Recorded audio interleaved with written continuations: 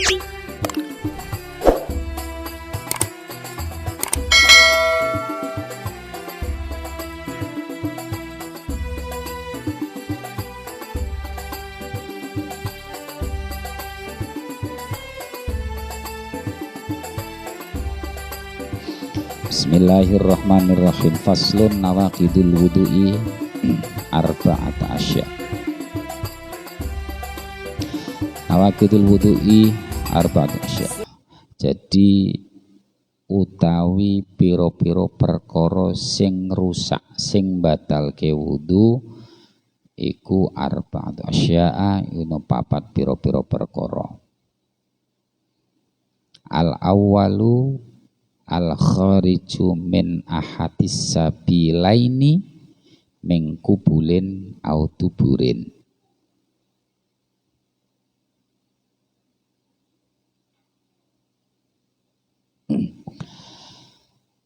Hal-hal yang membatalkan wudu, yang merusak wudu, artinya orang punya wudu, batal wudunya sebab salah satu dari 4 perkara.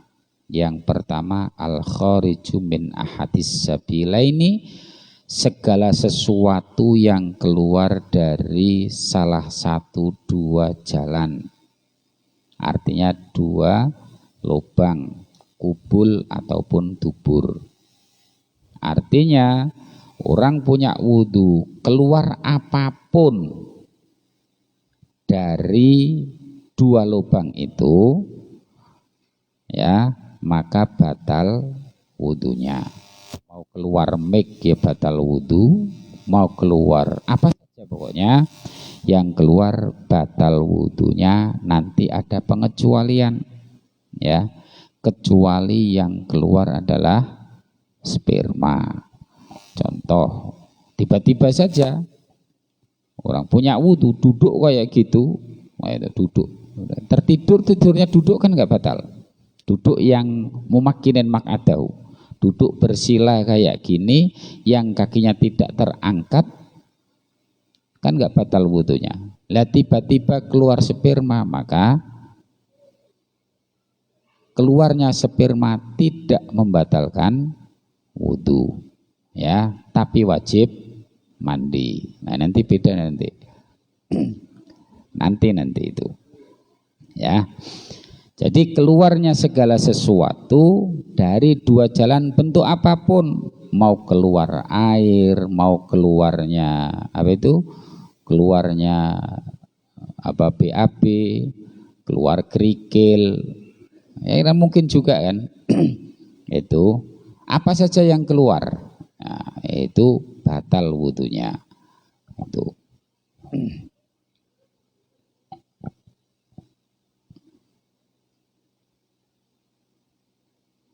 Oke.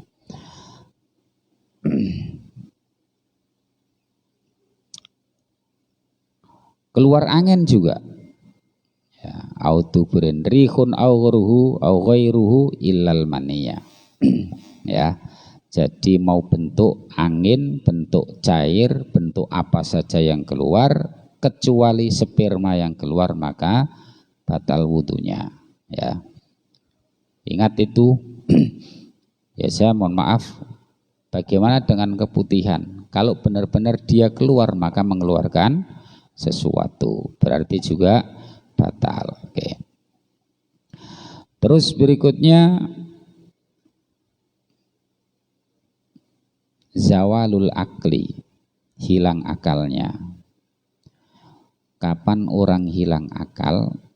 Binaumin au ghairihi,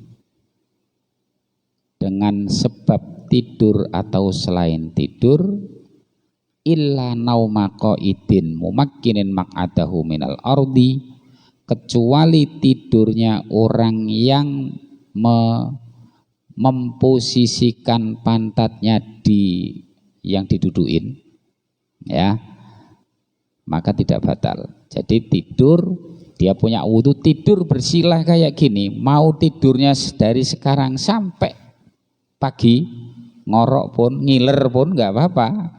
Yang penting tidak berubah posisi duduknya. Tapi kapan dia berubah kayak gini atau gimana, ya itu udah berbeda itu. Ya, tidur. Lu kenapa tidur kok menjadi batalnya wudhu? Pertama hilang akal, yang kedua ada kaidah al-ainani wika usahi. Jadi dua mata itu menjadi kendalinya anus. Kapan orang matanya terpejam karena tertidur, maka anus terbuka. Ikatan atau kendali anus itu lepas. Itu.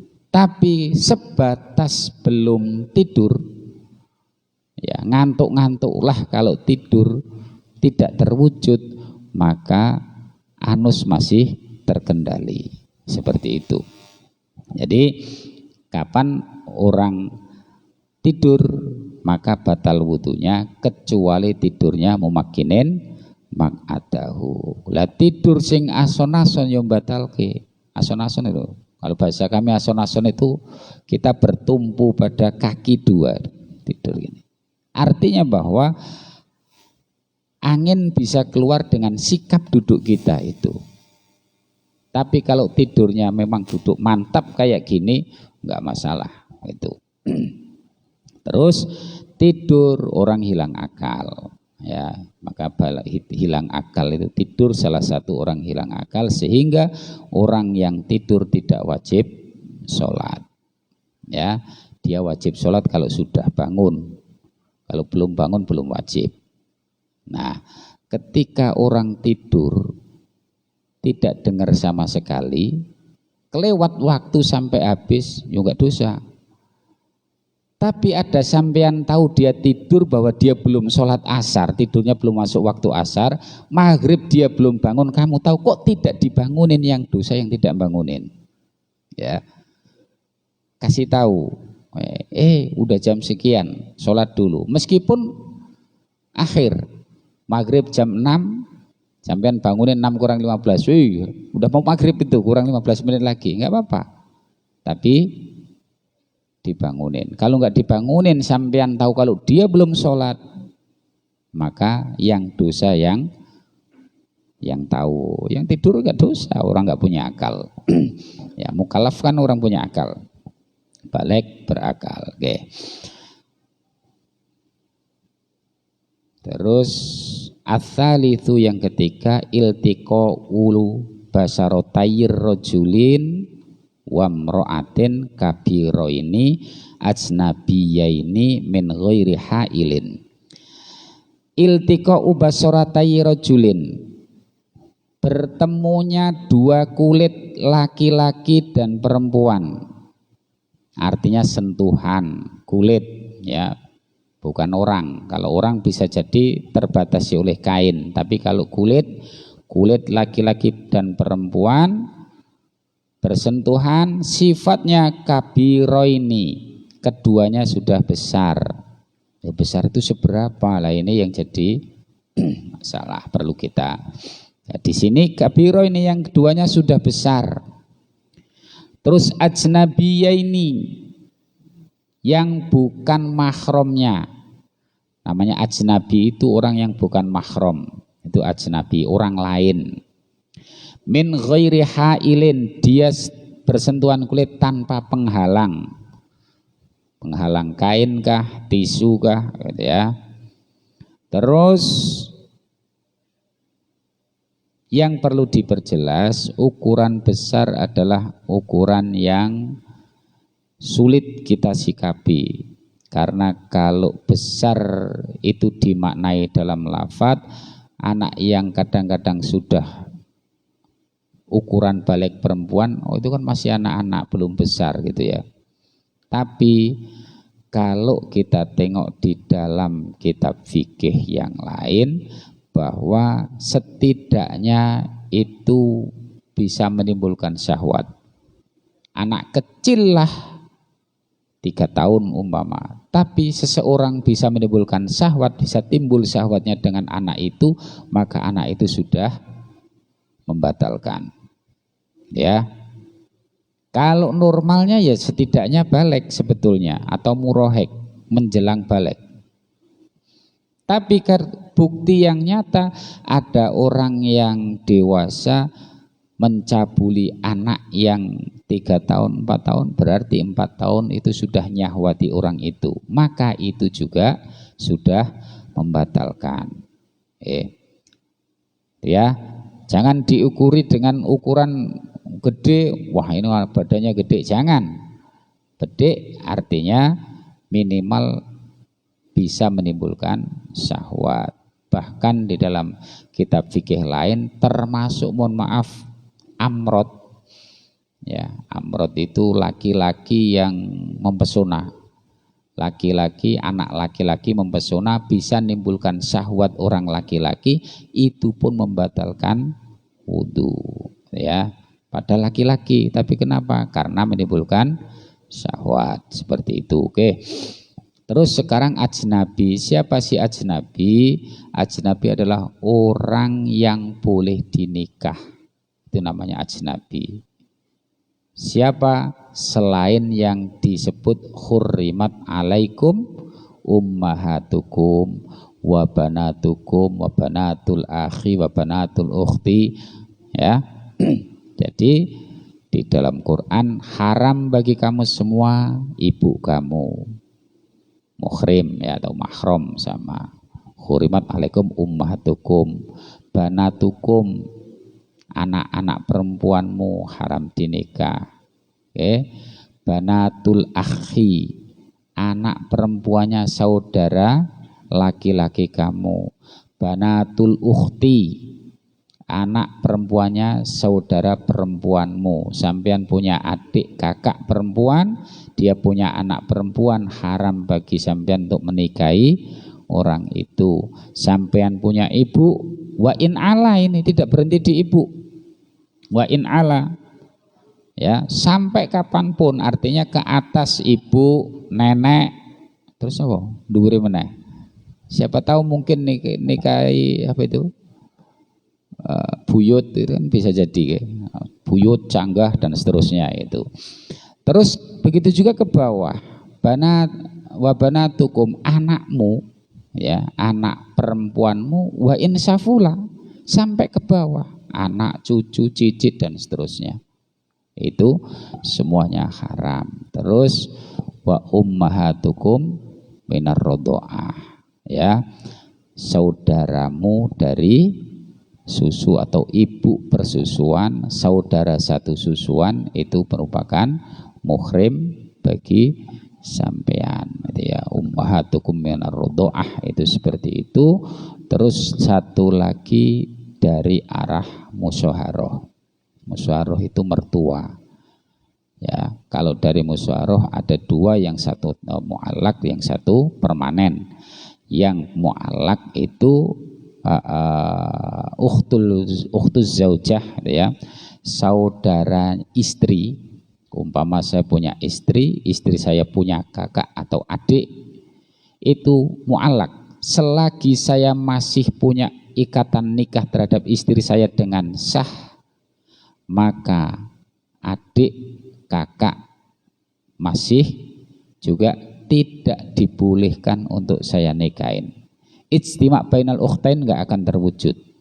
Mengumpulkan dua saudara perempuan dijadikan satu, kakak beradik satu suami, enggak bisa. Ijtima' bainal ukhtain, sekalipun kadang-kadang berbeda cara nyikapin ini jadi landasan poligami itu ijtima' bainal ukhtain. Tapi ketika saya ngaji ijtima' bainal ukhtain itu yang dimaksud adalah dua perempuan yang satu kandung dinikahin oleh satu laki-laki, atau tiga perempuan satu kandung dinikahin oleh satu laki-laki, itu yang enggak boleh, gitu ya. Kalau perempuan dengan perempuan yang tidak ada kaitannya, ya enggak apa-apa, boleh, tapi jangan alasannya sunnah, jangan alasannya nafsu aja gitu. Saya pengen, itu enggak apa-apa, jangan alasannya sunnah Nabi, jangan. Ya. Oke.